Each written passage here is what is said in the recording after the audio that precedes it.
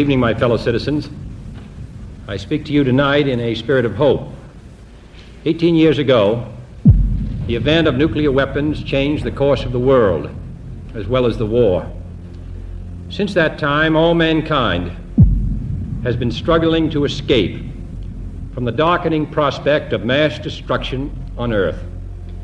In an age when both sides have come to possess enough nuclear power to destroy the human race several times over.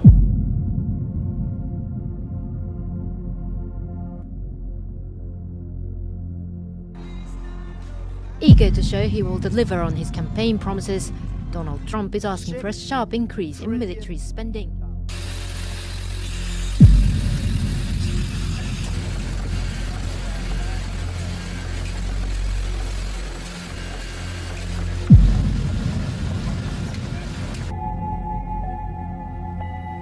We have been compelled to create a permanent armaments industry of vast proportions. 3.5 million men and women are directly engaged in the defense establishment.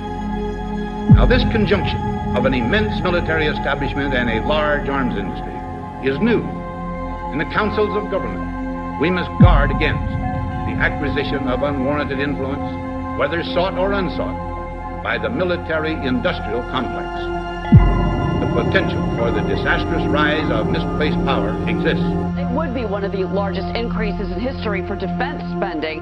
President Trump is planning to ask for a $54 billion increase in military spending. The White House announcing the proposed military boost, saying the plan is to offset the increase with cuts found in other parts of the federal government. All of this a part of his upcoming budget plan. Later confirmed they want an overall defense budget of $603 billion. Non-defense spending cuts will be, yes, $54 billion. We reached a deal to secure an additional $20 billion for defense this year, and it's going up. And why I asked Congress for another $54 billion for next year.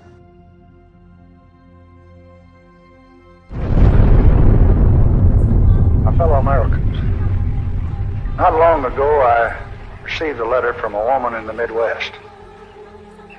She wrote, "Dear Mr. President, in my humble way, I am writing to you about the crisis in Vietnam. I have a son who is now in Vietnam. My husband served in World War II, but now this time, it's just something that I don't understand. Why?"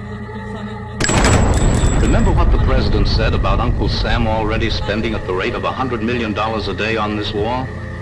That's a lot in anybody's language. Production is rolling, and every day new production lines are swinging into action. Freeman Hota has been named to rule the Dominican Republic, and U.S. Marines were ordered into the country. Our role is to help the Lebanese put their country together. U.S. forces are engaged in action in Panama.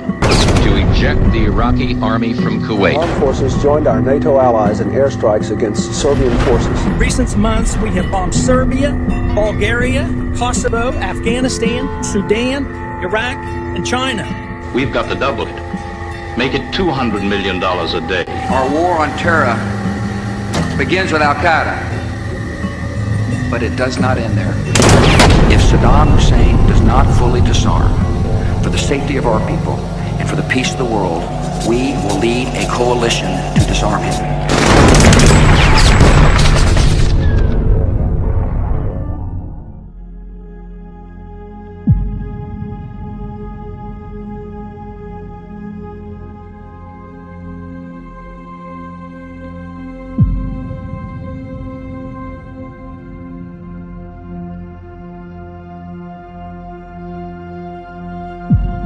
Ours was the first revolution in the history of mankind that truly reversed the course of government, and with three little words: we, the people.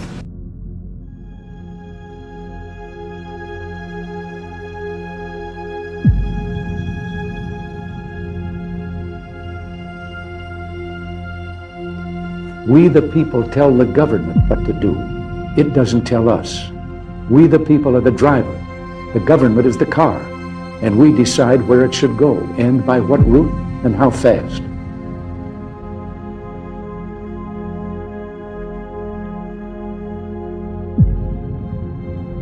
Almost all the world's constitutions are documents in which governments tell the people what their privileges are. Our Constitution is a document in which we, the people, tell the government what it is allowed to do. If I were on Mars and I said, what is that country doing? I would say it is spending itself to death through the use of its military. So then why does it seem rational to lawmakers on both sides of the aisle right here in Washington? Because the military-industrial congressional complex has made it very, very lucrative for them to vote for military defense spending. I was with you 4 months ago, and I knew that I had to be here today, and I told you I'd be back to congratulate you and the crew and everybody involved on commissioning the newest, largest, and most advanced aircraft carrier in the history of this world. That's a big achievement. If a fight does come, it will always end the same way. We will win, win, win. We will never lose. We will win.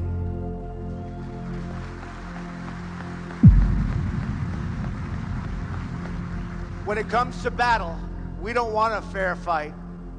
We want just the opposite. We demand victory, and we will have total victory. Believe me.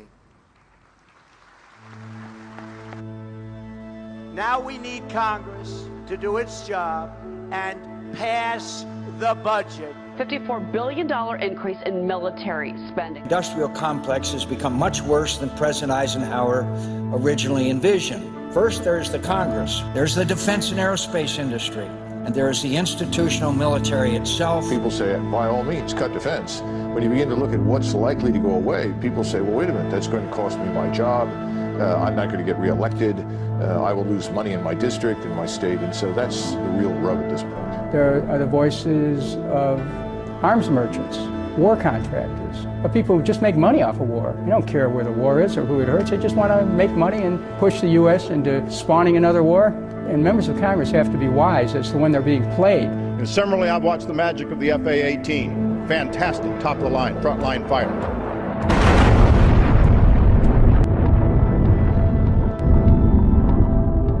The easy movement of high-ranking military officers into jobs with major defense contractors and the reverse movement of top executives in major defense contractors into high Pentagon jobs is solid evidence of the military-industrial complex in operation. Two senators charged Cheney with knowingly deceiving the American public about Iraq and WMD, about al-Qaeda's relationship with Saddam Hussein, and with having violated his oath to uphold the Constitution. He went out and used his congressional contacts, which he'd gathered over those 5 terms in office when he was Secretary of Defense. He used that, as so many people do today who go through that revolving door, to generate profits for Halliburton, and they rewarded him accordingly.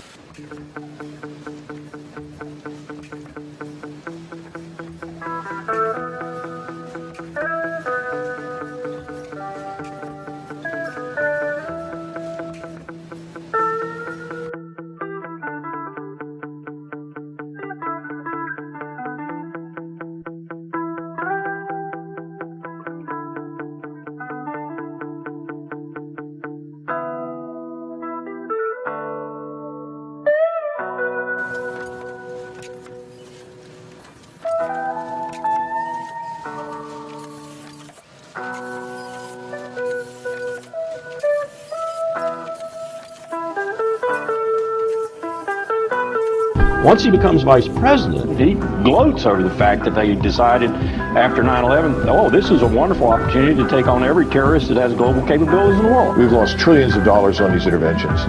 They were not what they were advertised. The United States spends nearly as much to maintain our military power as every other country in the world combined. It's got us to bankruptcy. This country is the greatest debtor nation in human history. We're paying for both of these wars with debt by printing money. Basic economics tells you that that is unsustainable. There's this vast complex out there. Now it's associated with killing people, with waging war, the ultimate public function. And it's not something that any single president could get his hands around. It is in our vital national interest to send an additional 30,000 U.S. troops to Afghanistan. It's now very clear that the Obama administration and Obama himself totally buy into that ideological line, which is that the United States should use military power to project its influence around the globe.